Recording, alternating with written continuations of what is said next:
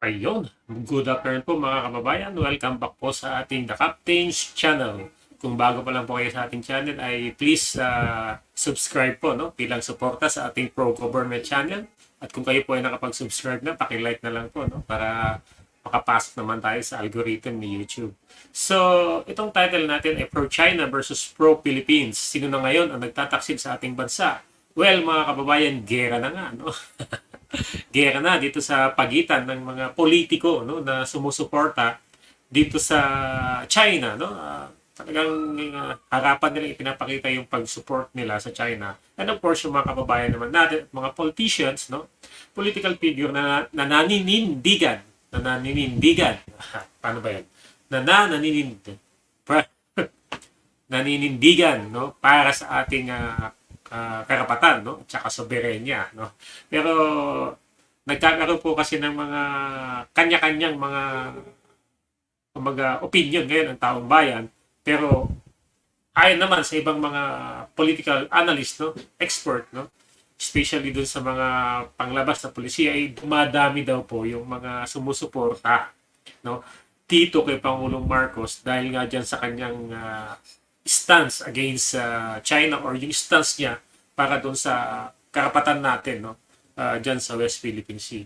At isa na nga dito sa naging mainit ay yung ginawang pagbati nitong si Pangulong Marcos doon sa nanalo na presidente, yung na-elect, hindi pa nagiging presidente, na-elect na kandidato ng Taiwan, na kung saan ay nanalo nga itong masasabi natin hindi anti-China, anti-China. Ito kasi iba po yung manok ng Chinese government na pinatakbo nila dyan sa China. At ang sinabi lang naman po ng ating teka, may audio ba tayo? Baka wala naman tayong audio. So, ang sinabi lang naman po ng ating Pangulong Marcos ay simple. Sabi niya ay nag-congratulate siya dito sa nanalo na kandidato ng Taiwan. At ang BTO lang naman niyang salita doon sa post niya, kung siya man nag-post or hindi man siya nag-post, kasi allegedly yung kanyang staff ang nag-post dito. Sabi lang naman niya is looking forward for a close collaboration, strengthening, sabi niya, ng mutual interest, fostering peace and ensuring prosperity for the people of the Philippines and Taiwan. So wala pong ginawang paghahamon ang ating Pangulo. Check lang natin mga kababayan kung meron tayong audio, kasi baka magaya dun sa kahapon. Ayun, meron nga po. So, yun lang naman po ang mga sinabi ng ating Pangulo kung siya man ang naglagay. Close collaboration, ay mutual interest natin, ensuring prosperity at fostering peace for the people of Taiwan and China. Di ba? Ano po ang masama sa sinabi niya? Pero tingnan niyo po ang nagiging asal, o actuation nitong China. Masyado po talagang bully, di ba? Grinit mo lang yung isang taong nanalo. Hindi mo naman pinakialaman yung sinasabi ng One China policy. Ayaw sa natin itakal yung One China policy because we're not a political expert, neither lawyer, to explain ano yung One China policy. Pero ang One China policy po kasi is yung Taiwan is just a province of China. Probinsya lang ng China yung Taiwan. That is included sa One China policy. However, meron po kasi mga Taiwanese, especially itong nanalo sa election, na they wanted independence. Kaya marami rin ang nagpahayag na they are not supporting the independence of Taiwan. Because of the One China policy. But siyempre, nagkalayaan din sila magpahayag ng kanilang mga karapatan na gusto nila na humiwalay sa China. Well, that's their problem. Diba? Pero yung pagbati po na ginawa ni Pangulong Marcos, wala naman siguro masama ito.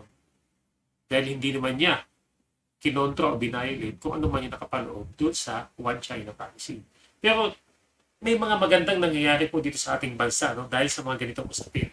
Dahil unti-unti po ay nag-reunite ang taong bayan, nag-reunite ang ating mga kababayan, nagkakaisa para suportahan ang stance ng ating gobyerno laban sa China.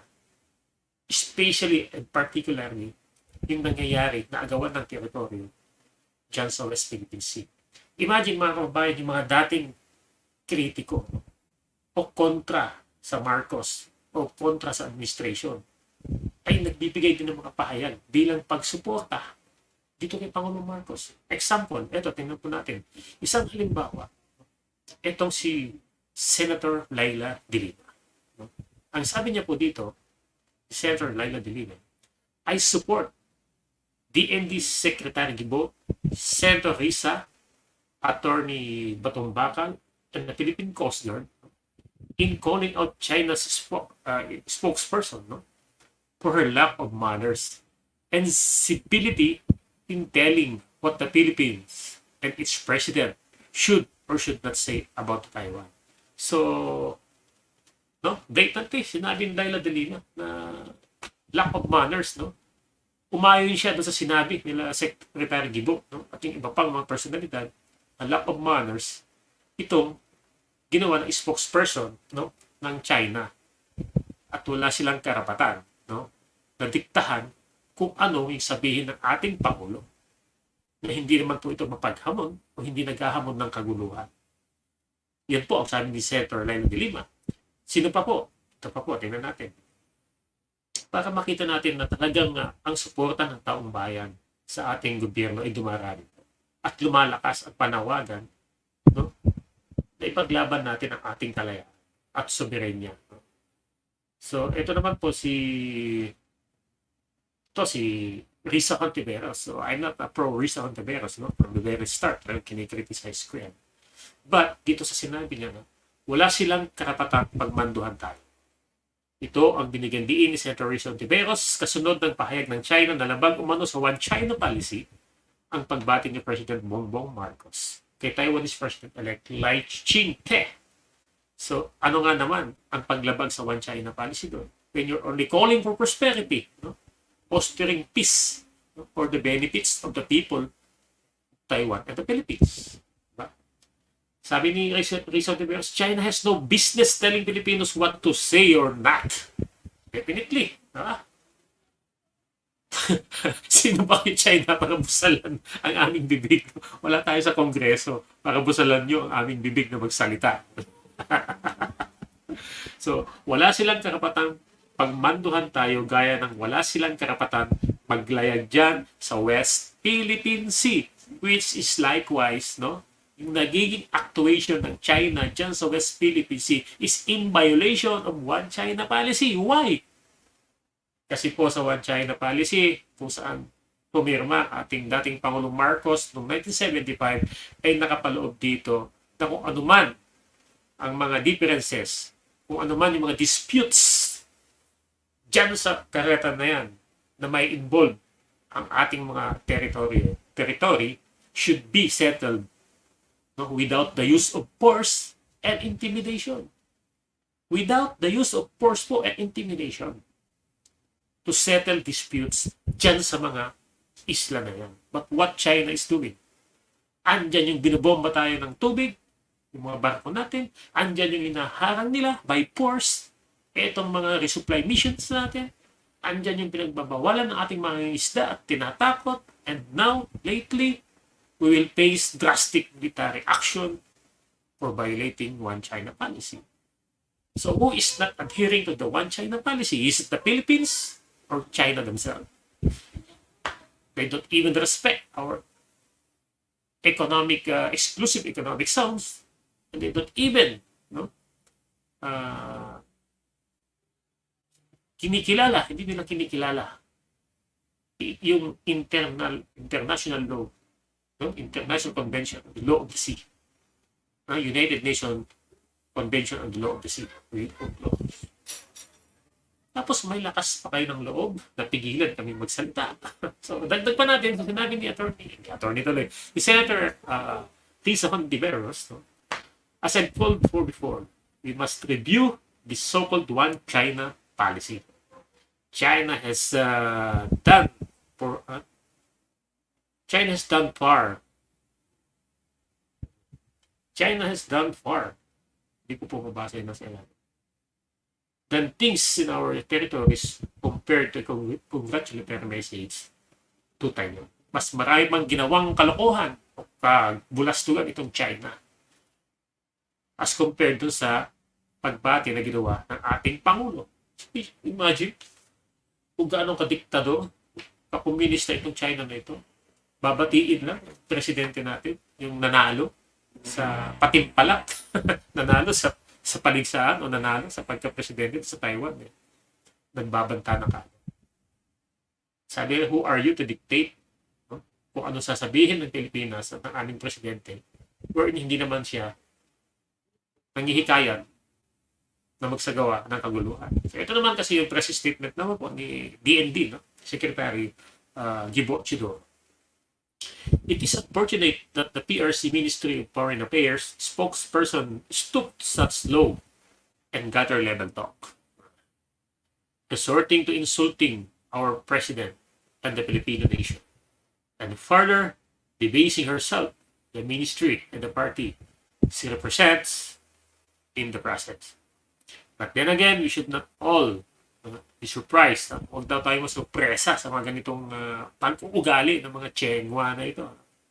Being a nation and people enjoying the privileges, rights, and freedoms of democratic society, that an agent of a party and system of government incompatible with our way of life, and who routinely spouts state-sanctioned propaganda and disinformation would go that far and that long. Yes, kasi talagang opposite talaga eh. We always wanted peaceful resolution ng mga problema, pero sila ay mahilig sila sa pananakot at pambubuli. No? That's their way of life eh. Iba din yung way of life natin. Tayo ay namumuhay sa demokrasya. And they are not living in democracy dahil nga sila ay komunista. No? Although they are shifting from capitalist communist country. It is unfortunate, but I am but I am myself unsurprised. Hindi siya na-surprise na itong si Gibo sa mga asal at pag-uugali nito mga Chengwa na ito. The spokesperson states for on brand. We in the world should not expect more. Sabi po ni itong si President o DND Secretary Gibo Chidoro. At yun po ang naging pahayag, no? Itong si Gibo Chidoro. Pero, mga kababayan, may mas malupit na pahayag. At ito ay talagang hindi natin inaasahan, mga kababayan. Talagang, kung mayroong mang tao na susuporta na naging pahayag o pagbati ni Pangulong Marcos dito sa Taiwan, ay itong tao nito. Pero nangunguna po siya. No? Kasama siya sa mga nangunguna. Sabi nga niya, gera agad, sabi na. Ito po, si number one, public enemy number one ni Pangulong Bongbong Marcos dahil nasa COMELEC pa lang ito eh, talagang galit na kay Bongbong Marcos kaya nga siya ay nakasuhan for releasing the result ng kanilang pagdinig dun sa na supposed to be ay disqualification case ni BBM. Pero hindi yun ang pag-uusapan natin. Itong kanya naging komento dito sa ginawa ng China. Ito yung sabi niya. Gera agad. Guanzon says Marcos should show he's not a pushover to China. At hindi maging matigas si BBM. Ito po si Atty. Guanzon. No? So sabi niya, Marcos Jr. to assert strength against China. Tensions rise as China summons the Philippine ambassador over Marcos. Congratulatory message to Taiwan's president. China expresses strong dissatisfaction, citing a serious violation of the One China principle. Ganon. So sabi naman ni former election commissioner at hindi naman nakaupo na PWD Party List Representative Rowena Guanzon ay she is urging the president to show that he is not pushover to China. Guanzon made a statement following reports that China summoned the Philippine ambassador. So, sabi niya dito, nagko-congratulate lang. Sabi niya, ito po, napakalinaw. Sabi niya, nag-congratulations lang si BBM. Gira agad. Mainland China supported a candidate who lost kaya init ulo. Natalo daw yung kandidato ng China kaya mainit ang ulo. Sige, PBBM, show that you're not a pushover. Sabi ni Guanzon. So, ayun, mga kaibigan, no? Talagang pati itong mga kalaban ng gobyerno, kalaban sa politiko nitong si Pangulong Marcos ay talagang nagpapahayag ng kanilang mga suporta, no? Dito nga sa nagiging stance, polisiya ng ating Pangulo pagdating dyan sa usapin ng China, no? So napakagandang development ito, mga kababayan, dahil kahit gaano po kainit, no, ang politika dito sa ating bansa, ay meron pa rin pag-asa na magkaisa tayo para ipaglaban ang ating karapatan, soberenya at kalayaan, no? Tayo ay may pag-asa pa, no? May paglaban ang kung ano ang ating. Well, hindi rin natin mapipis ang lahat dahil kahit ganito na ang nangyayari, meron pa rin mga tao na sumusuporta nga dito sa China, no? Especially dun sa mga pinapalabas ng mga propaganda. And dito ay may panawagan itong si ano ngayon, no? Itong na-issue tuloy ang politics, hindi natin pwedeng ihiwalay ang politics sa politika dito sa issue ng West Philippine Sea, no? Especially ngayon nangyari nga dito sa Taiwan. Sapagkat, no, marami ang nagsasabi na mali ang naging desisyon ni Pangulong Marcos, no, na makipag-alyansa doon sa mga traditional allies natin. But people were also saying, no, some analysts, political analysts, no, some political figure are also saying na lumalakas ang suporta ng taong bayan dito sa polisiya ni Pangulong Marcos. Well, dito natin ngayon masusubukan, mga kababayan. Dito natin makikita, no, sa susunod na eleksyon, dahil ang in-expect natin, ang susunod na eleksyon will be, no, a Marcos versus Duterte political group. Dahil nga dun sa mga issue ng bangayan ni Vice President Sara Duterte and the House Speaker. But nanawagan po itong si Sandro Marcos, Congressman Sandro Marcos, ang anak po ni BBM, Pangulong Marcos, na magparamdam dapat ang Partido Liberal ng Pilipinas kung saan kaanin ang kanyang ama. Dahil sila ay bubuo ng senatorial slate which will be called the Pro-Philippines. Pro-Government. At definitely, ang makakalaban nila sa senatorial slate, mga tatakbong kandidato are those who are pro-China.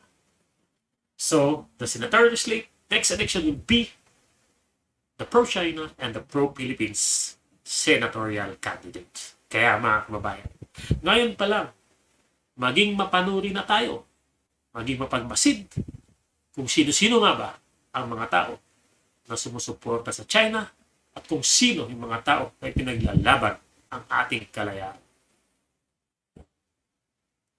Ito na yung pagkakataon, no, ng mga hindi kilalang politiko, hindi kilalang mga kababayan natin, pero may puso para ipaglaban ang ating kalayaan. Kaya nga, this will be the battle between the pro-China and the pro-Philippines. Alam naman natin, mga kababayan, that even sa lower house at upper house, may mga sumusuporta sa mga propaganda ng China. At may mga politiko na sinisiraan ang ating gobyerno dahil sa polisiya na pinakita o ginawa ng ating Pangulo. Kaya sabi ko nga that even yung mortal enemy number 1 ni Pangulong Marcos na si Atty. Guanzon ay umaayon na pambubuli ang ginawa ng China. Dahil sabi nga niya, bumati lang, gera. Well, mga kabayan, kayo ang magdidesisyon. Kayo ang masusunod. Boto ninyo ang may kapangyarihan. Kung sino ang iluluklok natin sa susunod na eleksyon. No? Well, of course, hindi lang pwedeng maging pro-China lang or hindi pwedeng maging pro-Philippines lang. Kailangan may kredibilidad, walang bahid ng pagnanakaw, walang bahid ng pag-aabuso, no, sa ating mga kababayan. Diba? Kaya ngayon, kaya no to, sabi ni Sir, good afternoon po sir, sabi Sir Carr, ayun, basta. So, kaya no to pro-China tayo this coming 2025. Kaya nga sir, ang magiging election natin will be, no, a pro-China versus pro-Philippines. Dahil yun po panawagan ni Congressman Sandro Marcos. Bumuo ng senatorial candidate slate which will be pro-Philippines and anti the propaganda of China. Tingnan naman nyo ang naging resulta ng eleksyon sa Taiwan. Ang nanalo po ay yung pro-independence, not the candidate of Chinese government.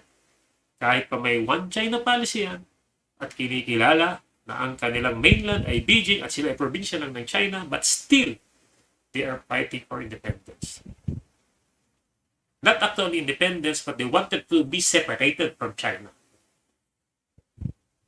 Independence pa rin, because they wanted to be separated, not as province of China. Diba? Eh tayo pa kaya, na hindi naman tayo pasok dun sa one China policy. No? Ang magpo-pro-China at magpapasakop sa China, isasaalang-alang natin yung ating kalayaan. Diba? For what considerations? Diba? Binebenta ba natin ang ating bansa? Well, of course not. Diba? Yun nga lang, napansin natin mga kababayan, no? Kasi sa totoo lang naman, no, yung West Philippine Sea, nag-ugat yung problema dyan. Started from Roque Aquino. Kasi dyan tayo nagsimulang nakuhanan ng mga isla. Then to Fidel Ramos. Then last na nakuhanan tayo ng isla, na hindi natin mapunta-punta ngayon is during the time of Aquino Noynoy, no? Yung Bawa di Masinloc na kinokontrol din nila. So it's time for us to unite and stand against the bullying, against dito sa kabulastugan ng China. And comes sa 2025 election, sabi nga natin, there will be no more Duterte versus Marcos senatorial slate. It would be a pro-China and pro-Philippines senatorial slate. No? Problema lang dito ngayon, hindi natin maintindihan na itong si Senator Imee Marcos. No? Dahil nagiging magkapareho na sila, no, ng mga binibitiwang salita. Itong nagsasabi na siya ang isa sa mga puting ahas niya. At hindi man lang niya naisip na ito hindi lang makaka-apekto, no, sa ating bayan, sa kanyang pamilya, kundi pati sa atin. At panawagan lang natin dito kay Senator Imee Marcos. No? Kinondena mandalin lang yung kapatid mo, Paulong Marcos, dun sa ginawa niyang greetings dyan sa Taiwan. Well, unang-una, walang sinabing masama ang kapatid mo. No? And it has no violation dun sa sinasabi ng One China policy. But instead, ito ang China ang nagbabiolate sa One China policy because of coercion and intimidation. And by force, hinaharang ating mga resupply missions, binubomba tayo. So it seems na pro-China ka na rin pag ganyan. Otherwise, you explain further, expound mo ano yung ibig mo sabihin. Number 2, Senator Imee Marcos. No?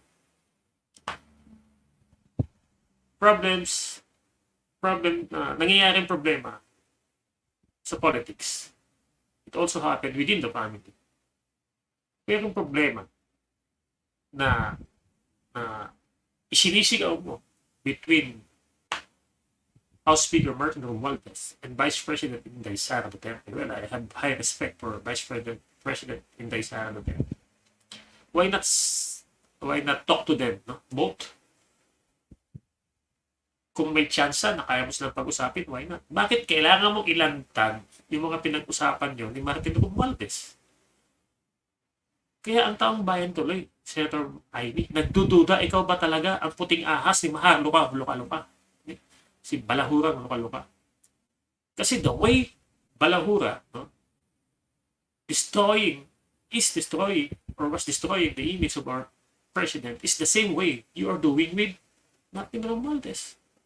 Yes, ako din, hindi rin ako pabor kay Martin Romualdez sa mga ibang bagay na ginagawa nila dyan sa Kongreso.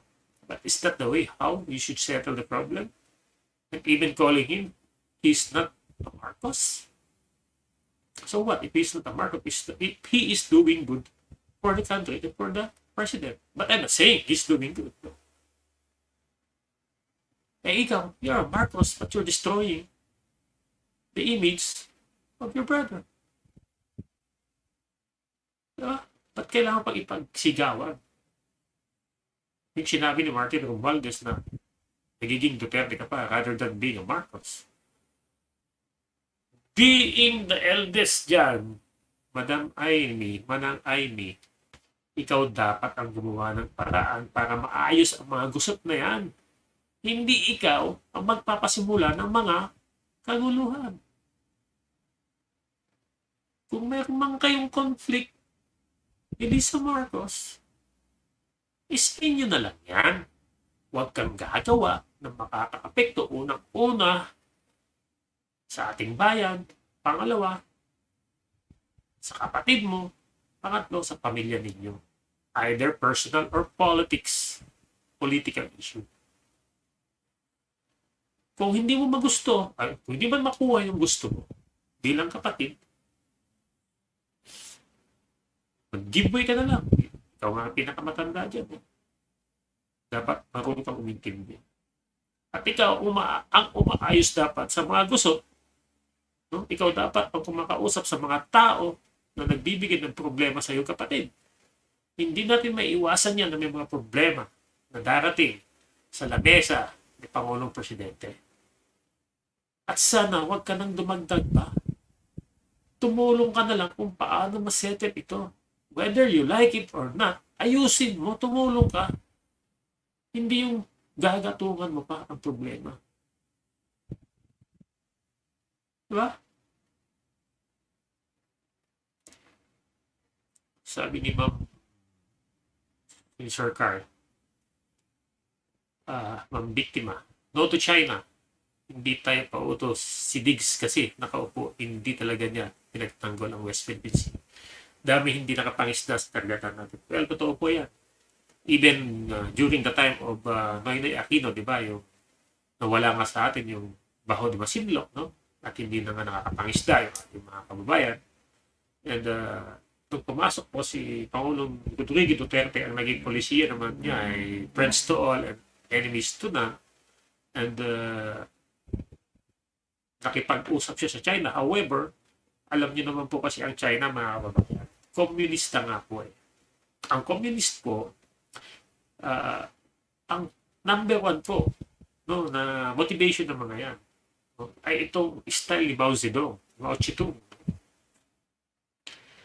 At ang Mao Zedong po ay deception po ang armas nila. Number one is deception. At ginagamit nila itong mga different diplomatic diplomacy o diplomatic agreements sa iba-ibang bansa. No? Tulo o isahan yung mga bansa na kung saan sila nagkaroon ng diplomatic agreement. Kasama na nga dyan yung Pilipinas. O, nag-usap sila ng Duterte administration. Na ito yung agreement pero what happened? Trinidor tayo ng China. Hinaharang nila yung resupply missions natin. Hinaharang nila yung mga mangingisda natin. Ginagamit po nila yung diplomatic agreement, diplomatic ties, ibinabaon nila sa utang loob yung mga bansa na kausap nila. Then later on, wala nang magawa yung bansa, kundi lunukin na lang ang pride nila, hindi paglaban ng kanilang prinsipyo dahil nabaon sila sa utang sa China. And that's how China, no? That's how China thinks, no? Yung strategy nila, no? Yung pagiging imperialist nila, ba? Unti-unti nila sinasakop, no, mga nasa tabi nila without firing any single shot, because that's how they are going to do it. It's a communist way, no?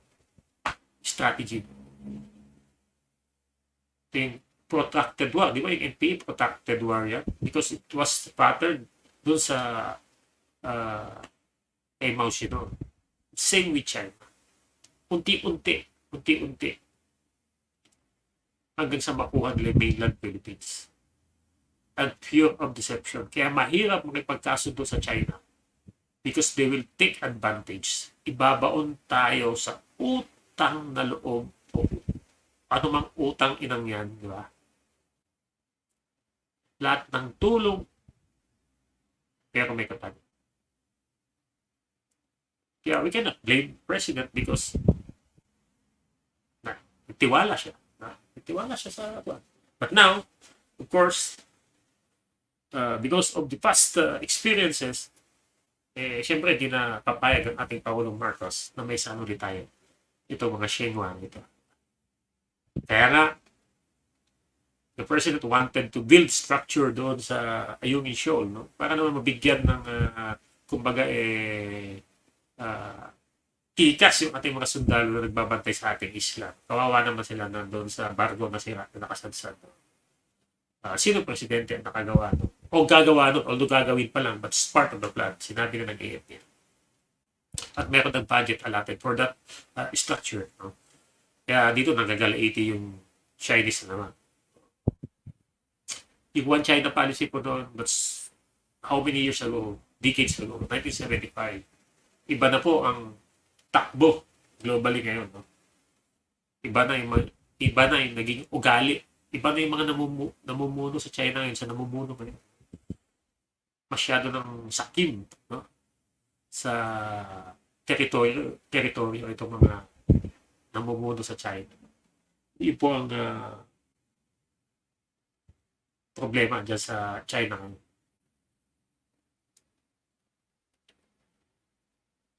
Si PBBM lang ang may bayag, kumakasa kahit isang pulgada, hindi niya ibibigay, dyan tayo nagkaisa. Maliban sa mga DDS na mga pro-China, kakaunti lang.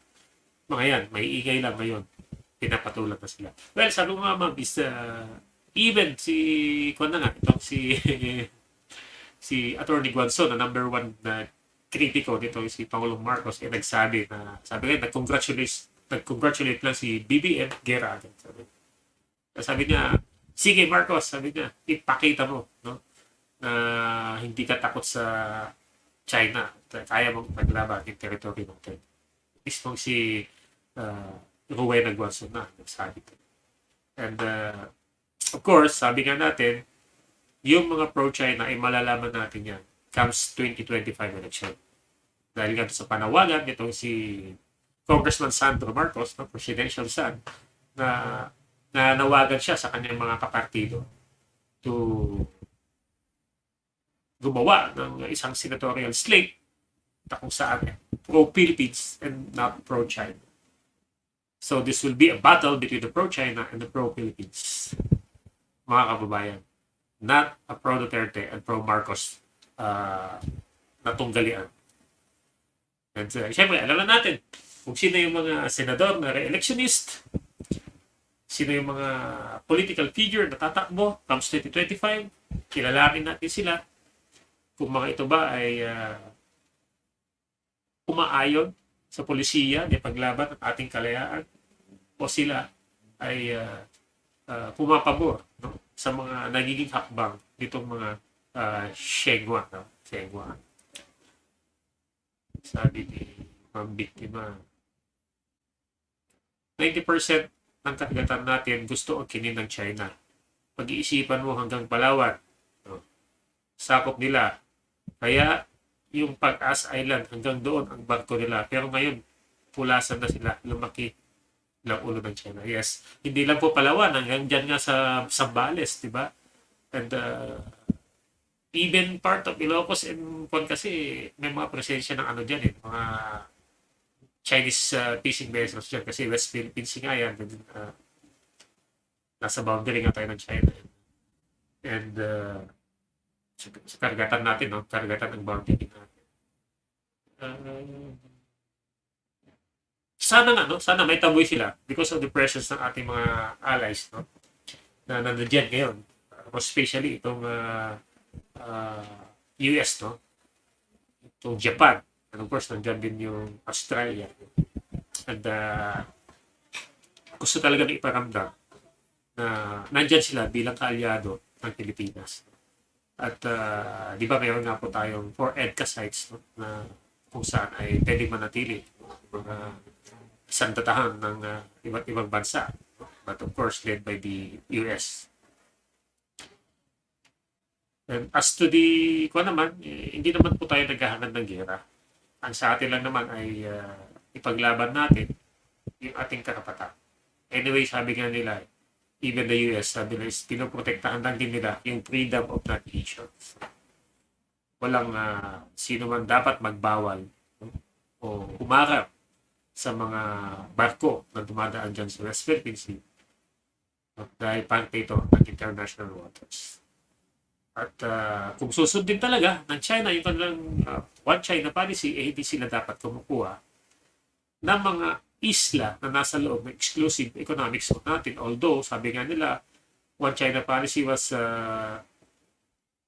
agreed upon, wala pang easy, no? Pero, nakapaloob nga daw doon sa One China policy that all disputes, no, territorial disputes, should be settled in a peaceful manner and not with the use of force or intimidation or coercion. But the Chinese government doing is full of bullying, coercion, and intimidation. Ito ang nangyayari. So, yun po mga kababayan, no? Abangan natin kung sino-sino. No? Patagal pa, pero the 2025 senatorial election will be a battle between the pro-China and the pro-Philippines. So, mga kababayan, para kanino kayo? Para sa China o para sa Pilipinas? And of course, yung ating channel sa pro-government, sana po isuportahan ninyo. Malayo pa po ang ating tatahaking pakipaglaban para sa pagsuporta sa ating gobyerno. Kung kayo pa nakasubscribe na, pakilike na lamang po. No? At upang sa ganun ay maipaikot naman tayo ni YouTube. No? Yung algorithm natin makuha naman ni YouTube kasi malaking tulong po yung mga likes ninyo. So once again, thank you very much mga kababayan. To Sir Tumang Biktima, no? Biktima 147 and kay Sir Car Alejo Basao. Ingat po kayo. Thank you very much and good day po.